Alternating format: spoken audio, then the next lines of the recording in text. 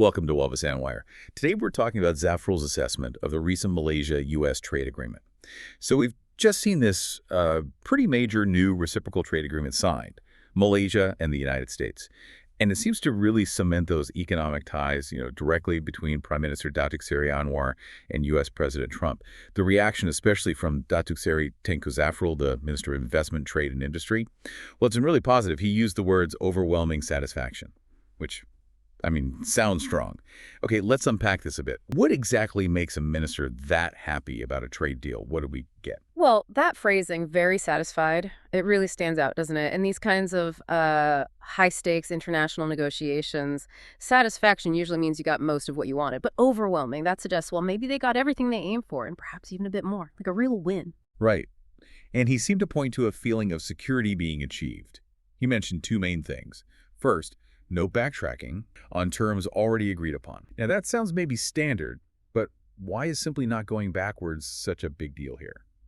Especially with, the current U.S. administration. That's actually crucial. It's about stability and, frankly, leverage. When you're negotiating with a major economy like the U.S., they often push hard on things beyond just tariffs. Think intellectual property, digital trade rules, labor standards, things like that. So avoiding any backtracking means Malaysia probably held the line, protected our existing position on those sensitive areas, while still getting wins on tariffs. It's like securing the foundation before you add another story. It gives industries that rely on current conditions real stability. Okay, so connecting that to the bigger picture, it sort of removes a big chunk of risk, doesn't it? Trade deals can be unpredictable, especially when leadership changes. So locking things in offers a kind of long-term guarantee from Datuk Seri Tengku Zafrul. Exactly right. This agreement, well, it moves Malaysia away from relying just on things like the generalized system of preferences, the GSP. Those GSP benefits can be changed, even revoked pretty easily by the U.S. president. Yeah. But a formal reciprocal trade agreement signed off personally by Prime Minister Anwar and President Trump, that gives it a much stronger statutory footing. It protects businesses from sudden political shifts. But here's the really interesting part for me. Zafrul didn't just say they held the line. He said they actually got more than expected on certain tariff lines.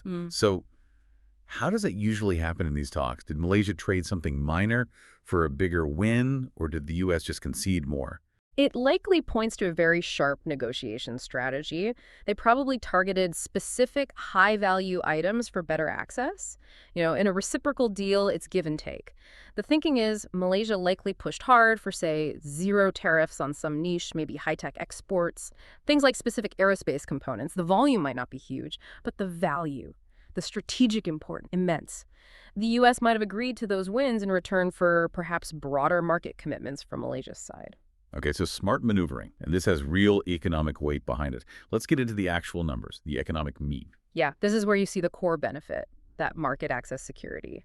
The deal specifies 1,711 Malaysian export products.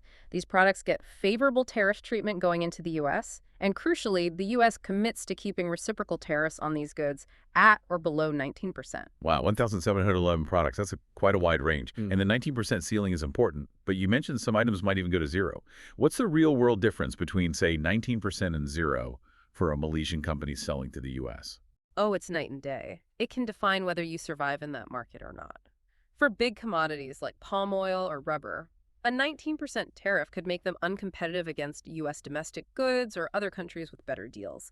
Getting that guaranteed below 19%, and for some, like you said, all the way down to zero. That's the difference between making a profit or being shut out. Zero tariffs give those specific items, maybe specialized pharma ingredients, or that aerospace equipment we talked about, an immediate, huge edge over competitors who might still face higher rates. And the total value here is just staggering. These 1,711 items, they represent $5.2 billion in export value. That's not just a number on paper, is it? That's a concrete economic guarantee. It really is. And to put that $5.2 billion USD into perspective for everyone listening, that amount is about 12% of Malaysia's total exports globally. 12%. When you secure almost an eighth of your entire national export trade with one key partner under protected terms, well, you've basically de-risked a huge part of the national economy. That's massive for planning at the Ministry of Finance. Yeah, 12%. This isn't just a minor adjustment. It's like securing a major economic artery. And it specifically helps those cornerstone Malaysian industries, right? Palm oil, rubber, cocoa, also things like certain pharmaceutical ingredients. and aerospace parts. Exactly. Securing access for those sectors secures jobs, secures future investment flows right here. Think about it if you're running a Malaysian factory making, say, rubber components, knowing you have a guaranteed low tariff into the US for years. That lets you plan expansions, invest more confidently, measured in ringgit, because you know your main export market is safe and profitable. That predictability is often worth more than a temporary price cut. Okay, let's shift gears slightly to the political side of this. Because the signing itself was significant. This wasn't just handed off to lower-level ministers. Prime Minister Datuk Seri Anwar and U.S. President Trump personally signed this comprehensive agreement. That sends a message, doesn't it? I mean, when you see leaders like Anwar and Trump with their, let's say, distinct approaches coming together on a major trade deal like this, what does that signal, really? Especially for the wider region. Is it just about the money? Or is there a bigger political statement here about alliances? Oh, it's definitely a powerful strategic signal for Southeast Asia when the top leaders personally put their names on it. It gives the deal maximum political weight. It makes it much harder for any future governments in either country to just walk it back easily. And given, the current dynamics in the region where countries sometimes feel pressured, this strong economic commitment from Washington to Kuala Lumpur, sealed by the leaders, that's a clear message about the relationship. And the location they chose for the signing, too. The Kuala Lumpur Convention Center during the 22nd ASEAN-India Summit.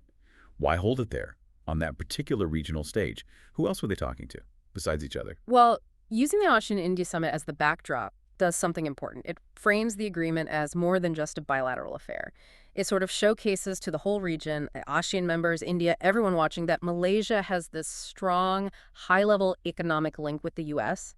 It's a signal to partners, maybe even competitors, that this relationship is solid, it's strategic, it underscores regional stability, market integration, not just wins for Malaysia alone. So bringing it back to Datuk Seri Tengku Zafrul's assessment, his confidence that there was no regression, no backtracking, that really seems to be the bedrock. It allows businesses using those existing conditions to plan ahead, to invest. That certainty is maybe the real currency here. Absolutely.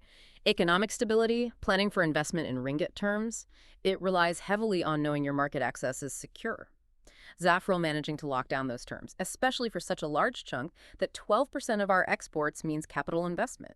Investment that might have maybe gone elsewhere due to uncertainty or just been put on hold can now flow more confidently into Malaysian manufacturing, refining, developing those specialized industries. This deal feels designed to spur that kind of long-term, higher-value economic activity right here at home. Okay, so to wrap up the main point, the government, judging by Tengku Zafrul's very positive words, sees this U.S. trade pact as a major success. It's about securing that huge $5.2 billion slice of exports, locking in access for over 1,700 products, and crucially, even getting better terms than perhaps expected, with some tariffs dropping to zero. Yes, it's a significant step for our economic integration. And maybe here's a final thought for you to mull over. Given that key sectors like palm oil and rubber now have this near-zero tariff certainty in a huge market like the U.S., how might that shape investment priorities here in Malaysia? Could we see companies feeling secure enough to really push beyond just exporting raw materials? Will they invest more heavily in, say, advanced downstream processing, creating higher value refined products, knowing those products also have guaranteed competitive access now? That's the real question, isn't it? Does this security fuel the next stage of our industrial development? Something to watch. Remember to like and subscribe for more videos like this.